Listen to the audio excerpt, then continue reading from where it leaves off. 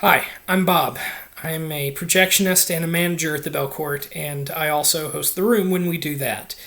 I'm a documentary junkie, so for my staff pick recommendation during quarantine, I wanted to recommend not just one of the first documentaries that I ever saw, but one of the first movies that I ever saw, period. As a kid, this movie helped sort of jumpstart my path towards becoming a documentary lover. It's called Gizmo. It's from 1977, but it's made up entirely found footage from the 1930s through the 60s. It's all about bizarre inventions, things that people were making to try to make the world better.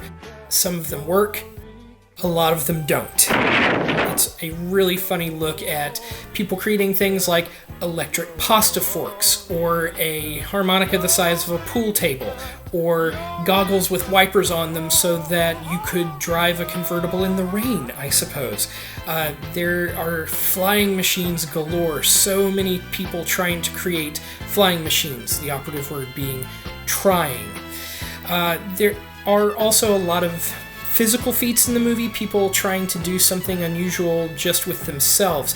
Things like climbing skyscrapers or early parkour / free running.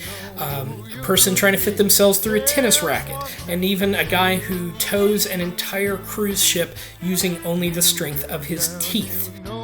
Hands up. It's intended to be funny, but I also think that it has a lot of heart for its subjects, because every single person that is in this movie is in a way being celebrated for the fact that they wanted to try to improve themselves or to improve the world around them through trying something new, something different, and maybe something a little weird. It is just a celebration of the human drive to aspire for something just out of our reach, and I think that's beautiful. Gizmo is a slightly obscure movie. It can be a little hard to dig up, but it is out there to be found to watch, and if you do find it, it is well worth the 76 minutes to watch it.